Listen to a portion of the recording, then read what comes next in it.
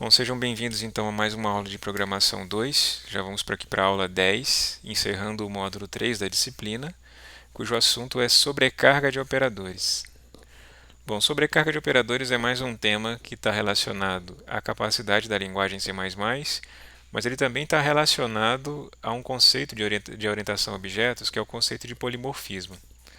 Então, recordem-se lá que o conceito de polimorfismo a gente aprendeu quando falou sobre herança, e que é aquela capacidade de classes derivadas sobrescreverem um método que existe na classe Pi, e esse método pode ter diferentes comportamentos dentro dessas classes derivadas, e aí, uma vez que ele está escrito na classe Pi também, ele pode ser invocado a partir de um vetor genérico, um vetor cujo tipo é o mesmo tipo da classe Pi, e esse vetor percorrendo as posições dele e essas posições possuindo objetos de tipos diferentes, cada vez que eu invoco o método em cada diferente posição daquele vetor, esse método vai se comportar de acordo com a classe que está naquela posição.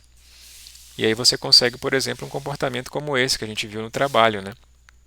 Você tem aqui o vetor salário, que é do tipo funcionários, que está invocando o método mostra-dados, e esse método mostra-dados, ora ele vai ser o mostra-dados do funcionário de ensino básico, ora do ensino médio, ora do ensino superior, mas aqui na invocação não há distinção. Essa distinção ela acontece em tempo de execução. Em tempo de compilação, eu sequer posso prever qual que é a ordem aqui dos objetos que são atribuídos dentro desse vetor. Então, é uma grande capacidade que existe para orientação a objetos, que permite com que você simplifique inclusive seu código, não precisando fazer invocações individuais para cada tipo de classe. E a sobrecarga de operador é um caso especial de polimorfismo. Isso porque você faz com que um mesmo operador se comporte de maneira diferente, ou seja, apresente um retorno diferente, dependendo do tipo de objeto que está utilizando aquele operador. Na verdade, a gente já observa isso acontecendo quando a gente usa o operador mais. O operador de soma, quando você coloca dois inteiros, um à esquerda e outro à direita, ele vai retornar a soma desses dois inteiros. Mas quando você coloca duas strings à esquerda e à direita, ele vai retornar a concatenação daquelas duas strings. Então, aí já presenciamos um caso de sobrecarga de operadores. Mas os operadores, eles funcionam como funções de fato. Aqui nesse exemplo, eu teria aqui uma classe objeto genérico, teriam, por exemplo, três objetos genéricos aqui, e teria uma sobrecarga de operador, que foi omitida aqui por enquanto, que faz com que, quando eu coloque um objeto genérico A e um objeto genérico B, ele vai retornar a soma de alguma coisa que exista dentro de A e dentro de B em comum para um objeto C aqui qualquer. Então, essa operação aqui seria equivalente a utilizar uma função, por exemplo, chamada soma, que recebe como parâmetros objetos dessa classe. Então, é a mesma coisa, seria equivalente sobrecarregar esse operador soma e criar uma função soma. Então, se é equivalente, por que eu faço isso daqui ao invés de fazer isso daqui? Bom, primeiro com relação à semântica do seu código, né? O seu código fica muito mais enxuto e mais elegante, vamos dizer assim, né? Você está definindo que objetos genéricos vão se comportar, vão somar valores específicos de A e B quando eu colocar para somar os dois. E aí, na hora de escrever isso no código, a escrita fica muito mais sucinta do que a criação de uma função. Mas é claro que isso incorre alguns riscos, né? O risco de você fazer com que esse sinal, na hora de você sobrecarregá-lo, você acrescente um novo sentido ao que ele já costumeiramente possui. Então, isso pode confundir futuros programadores que fazem uso de uma biblioteca onde você sobrecarregou, onde esse programador muitas vezes vai usar aquele sinal esperando um comportamento e esse comportamento vai ser diferente.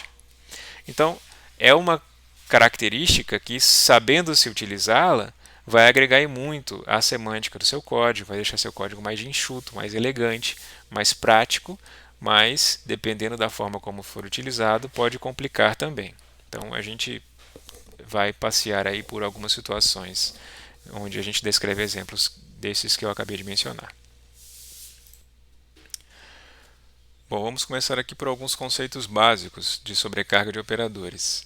Bom, em primeiro lugar, sobrecargas de operadores são funções com nomes especiais. Um operador é uma função que, quando você envolve dois operandos, é uma função que espera dois parâmetros. Quando você envolve um operando, é uma função que envolve um parâmetro. Então, no caso da sobrecarga de operador, é uma função que começa com a palavra-chave operator, seguida do símbolo que você quer sobrecarregar. Então, se eu quero sobrecarregar o operador mais, eu vou definir uma função chamada operator, seguida do símbolo de mais. E é claro, ela exige um tipo de retorno. Então, por exemplo, se eu fosse lá na definição do operador de soma de dois inteiros, o que eu ia esperar em ver lá? Eu ia esperar ver operator mais, que espera como parâmetro dois inteiros, e que retorna um terceiro inteiro, que é o resultado da soma desses dois parâmetros. É a mesma coisa quando você vai redefinir esse operador, vai sobrecarregá-lo para a sua própria classe, por exemplo. Você tem que dizer quais os operandos esperados dentro dessa redefinição e qual é o operando que é retornado, ou seja, espera-se que seja um objeto do mesmo tipo, por exemplo, como veremos mais adiante.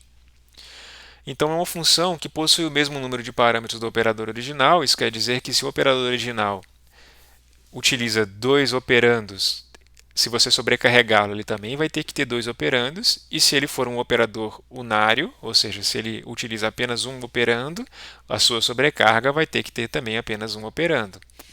Bom, o que seria um operador unário? O mais, por exemplo, é um operador unário, né? Ele só precisa de um operando para funcionar.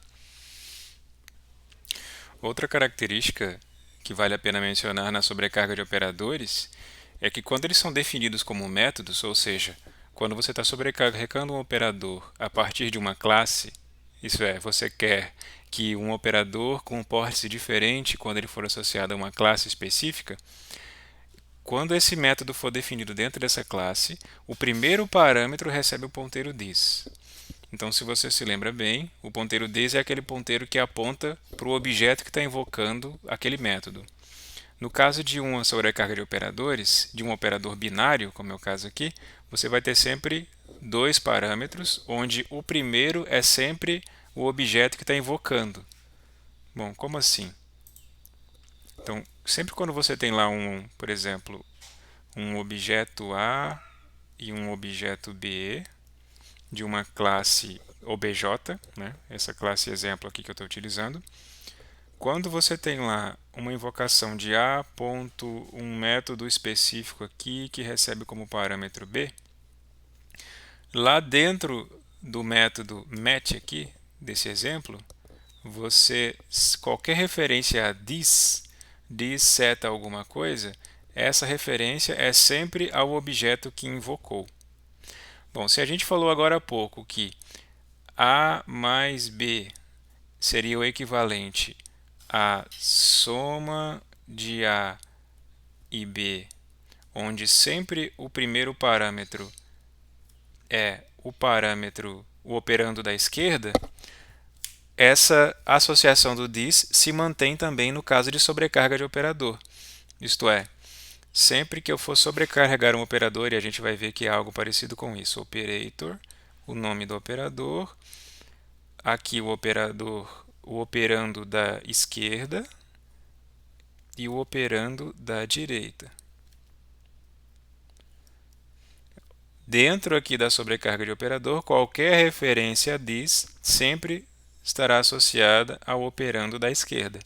Ou seja, aqui, numa sobrecarga de operadores dessa classe obj aqui, é como se fosse o A que estivesse invocando a função soma correspondente ao símbolo mais. Tá, se não ficou claro agora, deve ficar claro à medida que a aula for avançando. Mas, por enquanto, o mais importante é isso. Você saber que o ponteiro this sempre vai fazer referência ao operando da esquerda dentro de uma sobrecarga de uma função.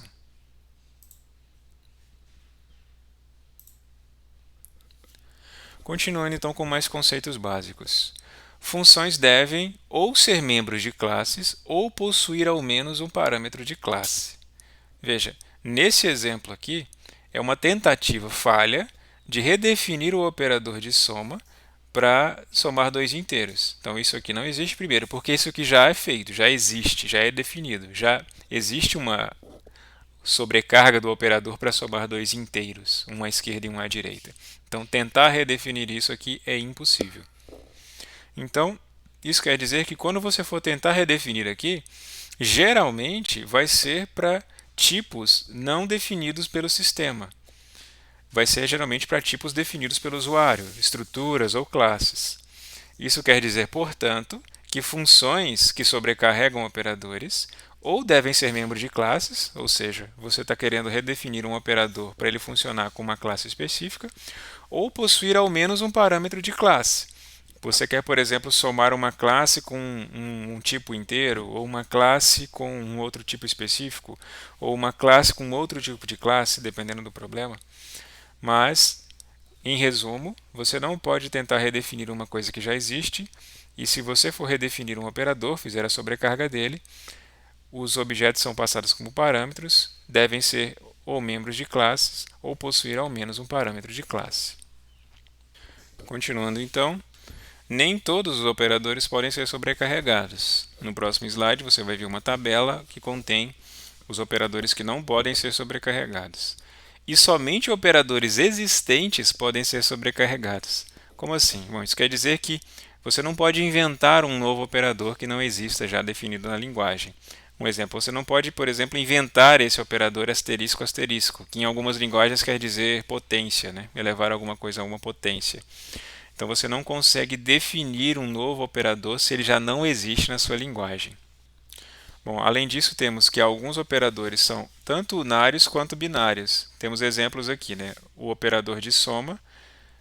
Vamos pegar um exemplo melhor. O operador de subtração, ele tanto é um operador binário, ou seja, você pode colocar um operando à esquerda e outro à direita, como ele também é um operador unário. Se você colocar ele na frente de um objeto, o comportamento esperado é que ele negative o valor daquele objeto.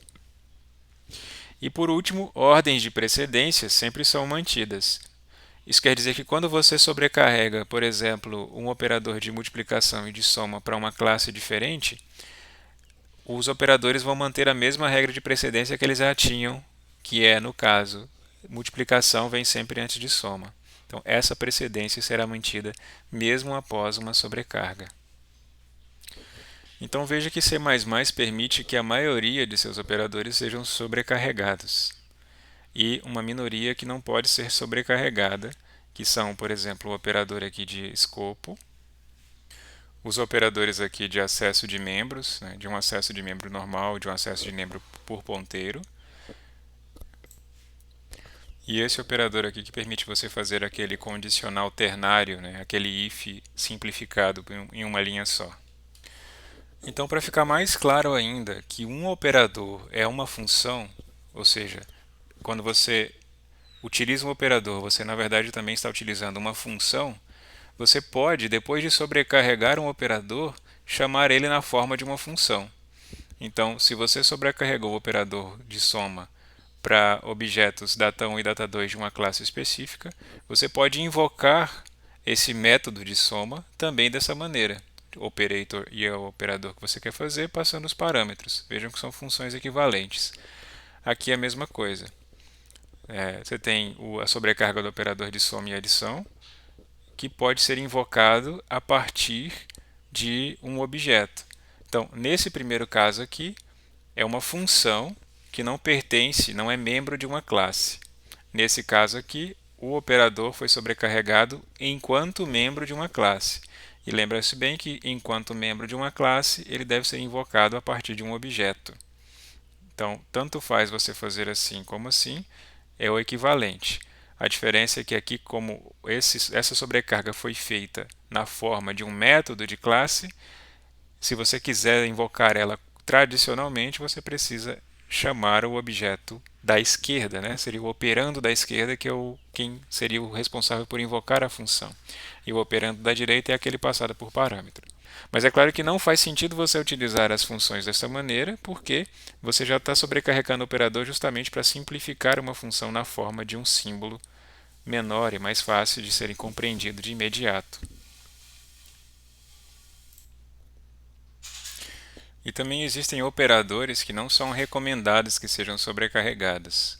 Um exemplo são os operadores lógicos. Você pode fazer a sobrecarga deles para que, quando você coloque, por exemplo, dois objetos de uma classe sua, à esquerda e à direita de um E, ele vai verificar, sei lá, um atributo específico dos dois, e se esses atributos tiverem uma característica, são verdadeiros.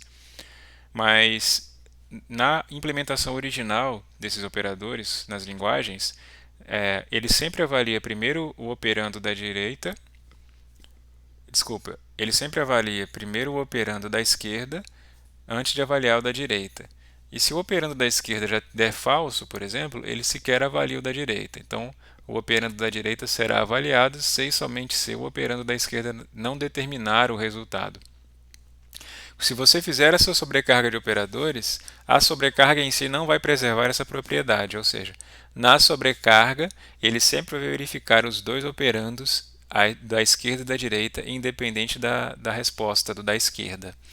Isso quer dizer que você pode ter comportamentos inesperados, né? Quem utiliza esses operandos, quem utiliza esses operadores, podem ter comportamentos inesperados de acordo com o que é a expectativa de um operador de E e um operador de OR. Então é por isso que não se recomenda sobrecarregar operadores lógicos de E e de OR.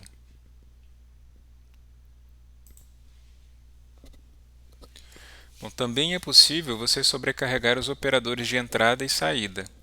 O operador de saída é esse operador aqui menor menor que você utiliza lá com o CIN e o COUT, né? Bom, o CIN e o COUT nada mais são do que os objetos de entrada e saída que vão controlar o fluxo de dados que entra e que sai do seu, dos seus dispositivos de entrada e saída para o seu programa.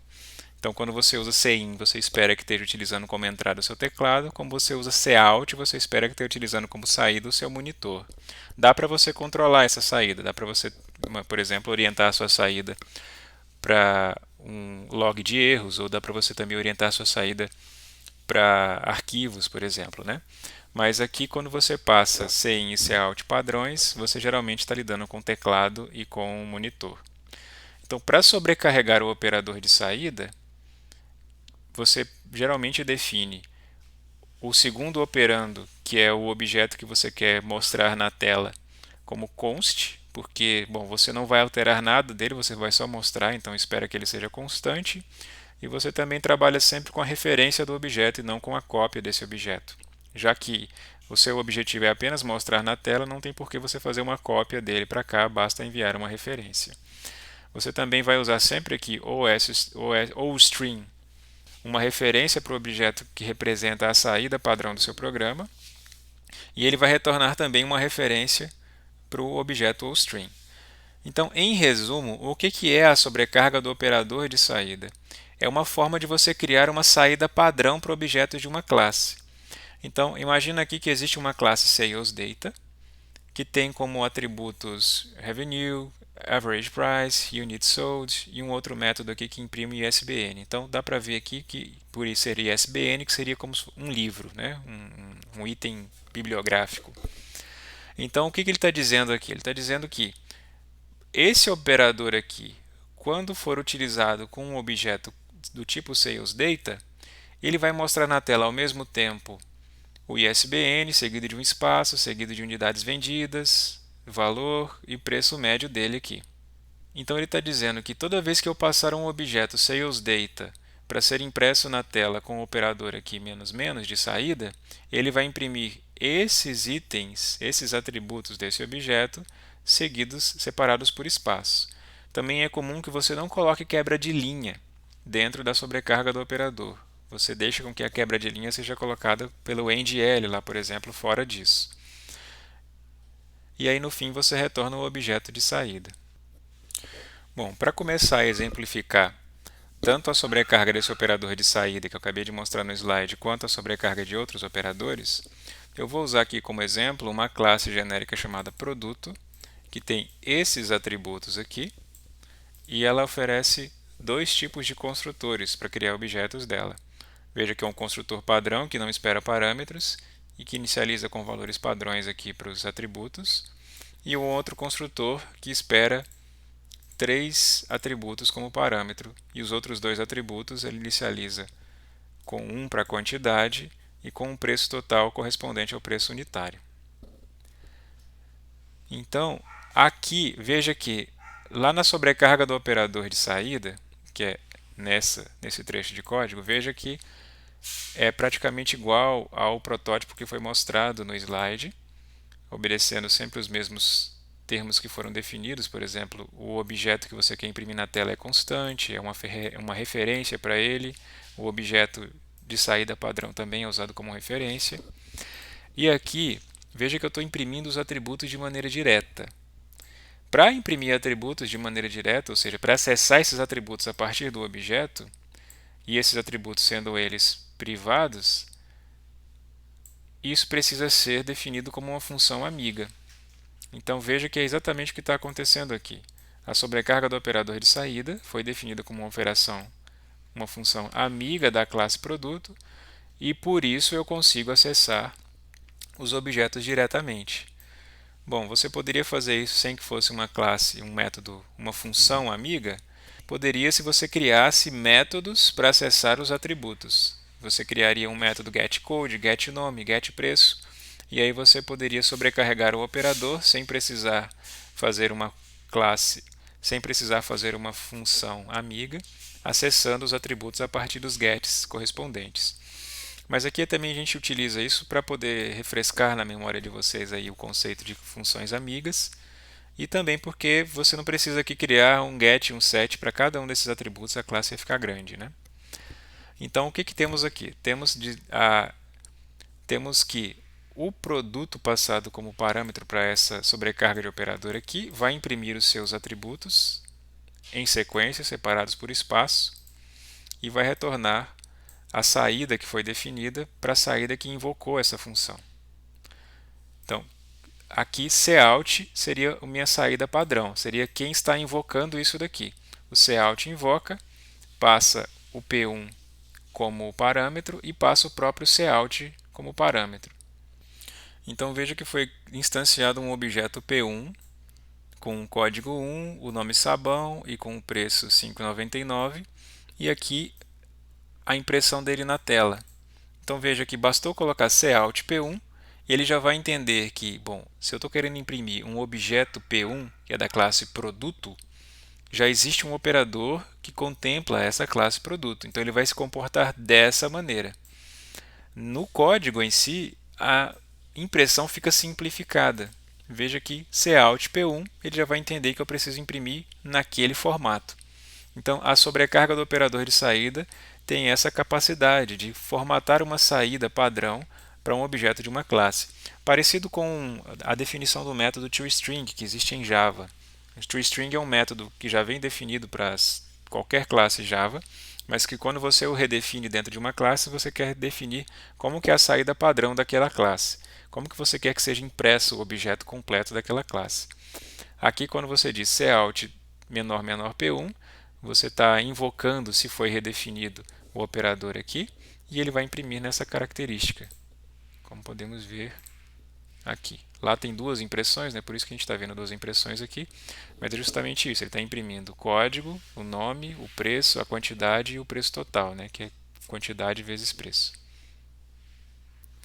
Bom, se para o operador de saída você configura como que é a saída padrão para imprimir um objeto na tela, para o operador de entrada você define como que é a entrada de dados do teclado para o operador. Como que é a entrada de dados do teclado para o objeto.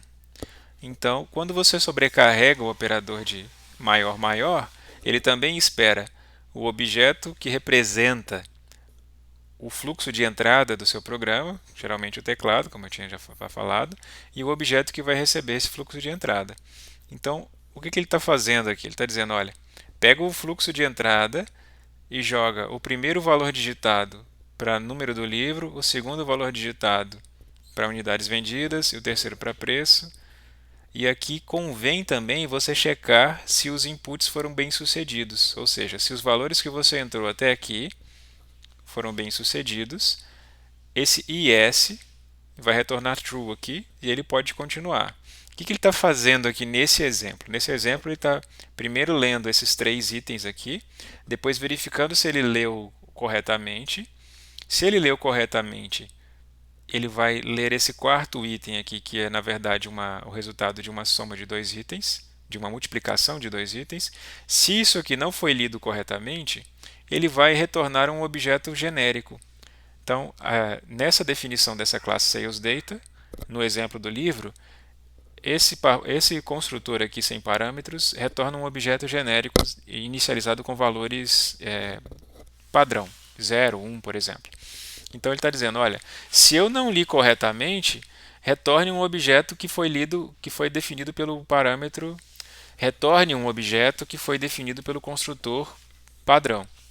Agora, se ele leu corretamente, ele vai preencher mais uma informação e vai retornar aqui corretamente com o objeto lido. O que seria essa leitura incorreta? Seria, por exemplo, se o usuário digitasse um valor que não correspondesse ao tipo de dado que está sendo colocado aqui no fluxo de leitura. Então aqui, por exemplo, aqui é um double, né? O price é um double. Se ele lesse uma string no lugar de um double, esse yes aqui retornaria falso e ele viria para cá e retornaria um objeto, né? E definiria item como um objeto genérico ao invés de um objeto cujos valores foram inicializados pelo teclado. Então, de volta ao nosso exemplo, veja aqui que a gente também sobrecarregou o operador de entrada, exatamente como foi definido lá no slide, dizendo que, veja que eles não são const aqui, porque eu espero que seja alterado, né, tanto o operador tanto o objeto que representa o fluxo de entrada quanto o objeto que será lido, eles serão alterados, porque o fluxo vai alterar o objeto de entrada e os dados vão alterar o objeto que está passando, então não pode ser const. Mas ambos também eu estou lidando com referências e não com cópias dos objetos. Então o que ele está fazendo aqui? Está lendo código, nome e preço unitário, está verificando se essa leitura foi bem sucedida, ou seja, se os valores correspondentes foram atribuídos aqui. Então veja que se não foi bem sucedida, o objeto passado aqui vai retornar como um produto genérico, ou seja, com esse construtor aqui definido de maneira genérica. Então, caso contrário, ou seja, se ele conseguir passar por esse if aqui, ele vai ter preço total e quantidade definidos e vai retornar para o programa principal com o produto tendo sido retornado corretamente. Então veja aqui, mais uma vez, esse if verifica se essa leitura aqui foi correta. Se ela não foi correta, o produto aqui será um produto genérico, ou seja, um produto que não foi inicializado pelos dados do teclado, mas um produto inicializado pelo construtor sem parâmetros. Agora, se foi correto, ele não vai entrar nesse if e vai continuar a definir aqui o produto com os valores de preço unitário e quantidade e vai conter os dados digitados do teclado corretamente aqui. Então, como é que eu faria para ler um objeto a partir dessa sobrecarga de operador? Vamos declarar aqui um produto P2. Bom, até o momento ele foi definido sem parâmetros, mas eu quero ler agora do teclado o que vai ser definido para P2. Então, isso é suficiente. C1 P2. C1 maior P2. Como foi sobrecarregado, eu não preciso fazer referência a setCode, a setNome. Então, isso aqui já é suficiente para dizer, quero ler alguma coisa para P2. Então, depois disso, vamos mostrar o que tem em P2. Então, veja que o código ficou muito mais simples com a sobrecarga de operador. Vou tirar esse daqui. E agora vamos executar para ver o funcionamento. Então, o que ele está esperando aqui? Como o primeiro comando é um cin para P2, ele está esperando os dados para eu digitar para o P2.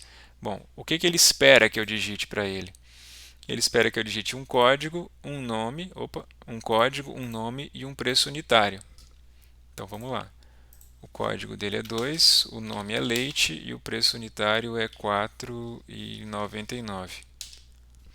Então, aqui ele está mostrando aquele objeto que foi definido por valores passados por parâmetro, e aqui ele está mostrando o objeto que foi definido por valores lidos do teclado. Então, mais uma vez, a sobrecarga dos operadores de entrada e saída tiveram um efeito prático aqui no nosso programa de simplificar.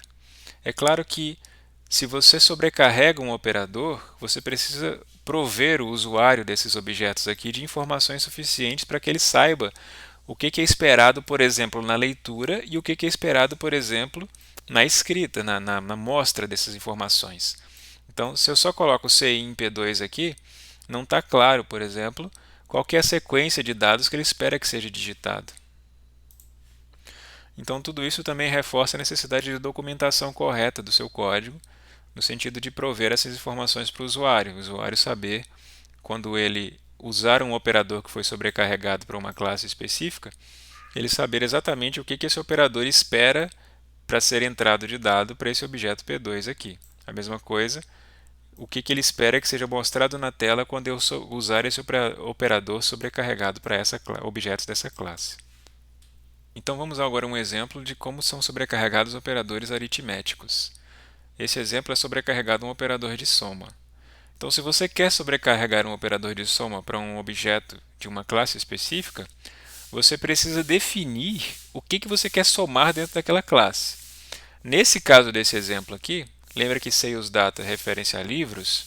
Então, ele está assumindo que esses dois livros passados por parâmetro aqui são iguais, são os mesmos livros. Então, imagina lá que são várias lojas, cada loja possui um estoque de livro. E depois, quando eu fizer uma soma de dois livros, é porque eu quero somar quanto foi vendido numa loja com quanto foi vendido numa outra loja, por exemplo.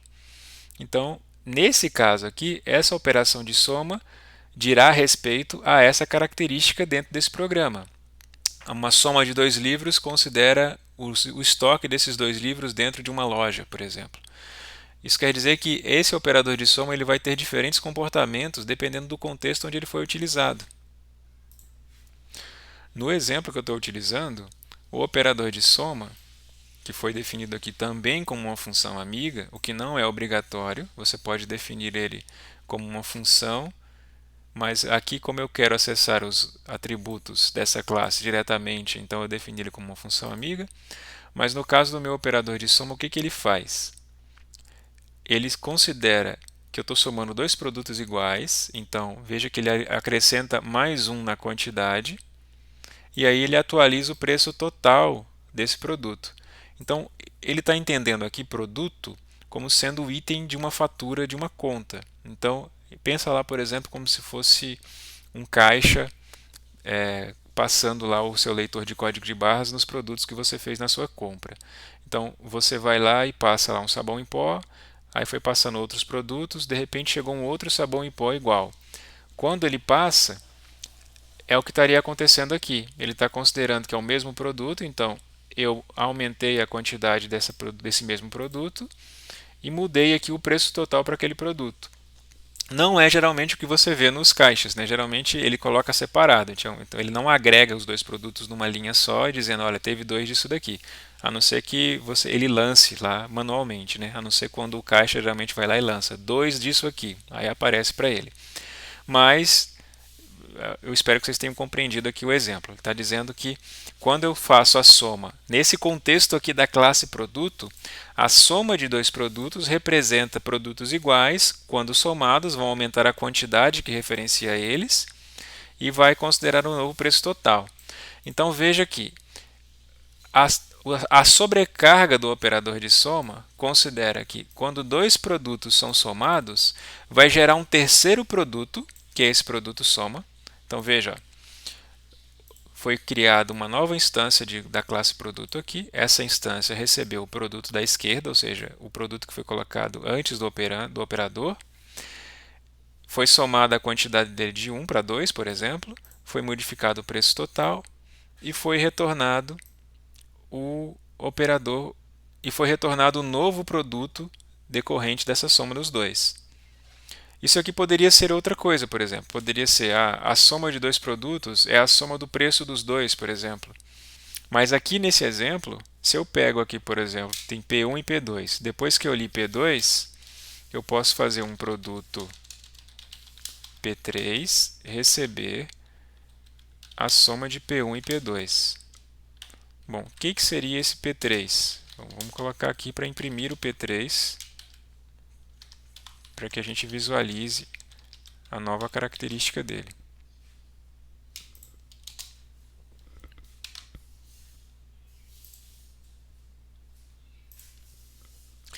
Então ele está pedindo para ler P2, né? P2 era código 2, era um leite. Bom, vamos continuar com o nosso exemplo, né? Nosso exemplo é que quando eu somo dois, eu estou considerando que os dois são de um mesmo, são produtos de uma mesma classe. Eu estou considerando que os dois são o mesmo produto. Então, o produto que tinha sido inicializado lá era um sabão de 5,99. Então, um sabão de 5,99. Esse 1 aqui é o código dele. Então, o que ele está imprimindo aqui na tela? Ele está imprimindo o P1, esse aqui é o P1, esse aqui é o P2, que foi inicializado com os mesmos dados de P1, e esse aqui é meu P3. Veja que o P3 o que é? É o sabão com o preço unitário dele, mas que somados os dois primeiros deu uma quantidade de 2, e essa é a nova quantidade dele. Então, se eu criasse um terceiro e somasse, ele ia acrescentar na quantidade e ia atualizar aqui o preço total dele com base na nova quantidade dele. Então, nesse exemplo aqui, essa soma tem essa função, a função de atualizar a quantidade e o preço total dele. Dependendo do tipo de classe com que você está lidando, ela vai ter um comportamento diferente, depende do contexto do programa que você está modelando, né? Operadores de igualdade também vão ter essa mesma característica quando sobrecarregados. Vão depender do que você considera como sendo dois objetos iguais. Veja que aqui no exemplo do slide, objetos iguais do tipo Sales Data são objetos que têm o ISBN, total de vendido e revenue aqui, da mesma quantidade, do mesmo valor. E da mesma forma, se você sobrecarrega o operador de igualdade, você também deve sobrecarregar o operador de desigualdade. Então perceba que aqui ele está retornando a negação da sobrecarga do operador de igualdade. Considerando que eu já realizei essa sobrecarga, ele já está utilizando a sobrecarga aqui, está dizendo, olha, desigualdade é tudo que não é igualdade do que já foi feito lá em cima. Então, no nosso exemplo, o que foi considerado como igualdade entre dois produtos? Veja que também foi definido aqui como uma classe amiga, como uma função amiga. Essa função amiga foi implementada aqui. Então ele está dizendo, olha, que dois produtos são iguais se seus códigos são iguais. Então, se seus códigos são iguais, retorna true, se não, retorna false. Aqui, o operador de desigualdade retorna a negação do operador de igualdade. Então é isso. Nesse contexto, a igualdade dos produtos é só o código. Então, quando você faz a comparação de dois produtos aqui, vamos comparar P1 com P2.